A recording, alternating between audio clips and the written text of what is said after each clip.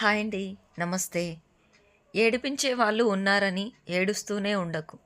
ఒక్కసారి ఎదురు తిరిగి చూడు. మళ్ళీ నీ జోలికి రావాలంటే ఆలోచిస్తారు. వివాహం చేసుకున్న తర్వాత ఆడవాళ్ళు చేయకూడని పనులు, నియమాలు ఉన్నాయంటే అవి సామాజిక, సాంప్రదాయపరమైన అంశాలు. ఇవి ప్రతి కుటుంబం, ప్రాంతం, సాంస్కృతిక మూలాలను బట్టి మారుతూ ఉంటాయి. మూర్ఖునితో వాదన పెట్టుకోవడం అనేది బోర్లించిన కుండపైన నీళ్లు పోయడం లాంటిది. చుక్క నీరు కూడా కుండలోకి వెళ్ళదు. అలాగే మూర్ఖునితో ఏది వాదించినా ఫలితం శూన్యం. గెలిస్తే ఎవరికి సమాధానం చెప్పాల్సిన అవసరం లేదు.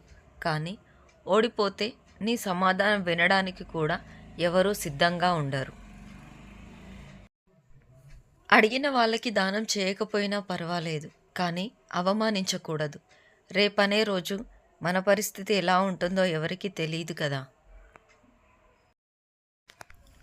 పుట్టుకతోనే లైఫ్ పూలవనం కాదు. ప్రతి ఒక్క మొక్కని మనమే నాటి దానిని ఒక అందమైన పూలవనంగా మార్చుకోవాలి.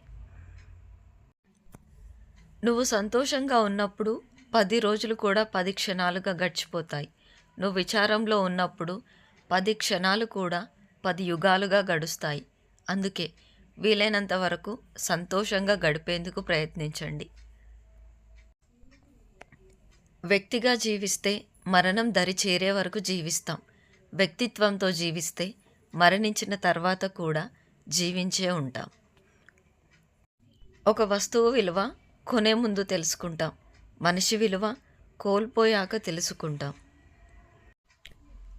ఏమీ తెలియని జంతువులు విశ్వాసంగా ఉంటున్నాయి, కానీ అన్నీ తెలిసిన మనుషులు మాత్రం నమ్మించి నట్టేట ముంచుతున్నారు. ప్రతి దానికి నీ గురించి ఇతరులు ఏమనుకుంటున్నారో అని ఆలోచించడమే నీకు నువ్వుగా వేసుకునే అంతరంగిక జైలు శిక్ష. అందులో నుంచి బయటపడేంత వరకు నువ్వు స్వేచ్ఛా ప్రపంచాన్ని అనుభవించలేవు. థ్యాంక్ యూ ఫర్ వాచింగ్ అండి. ఈ వీడియో మీకు నచ్చినట్లయితే ప్లీజ్ అండి like and subscribe. Thank you.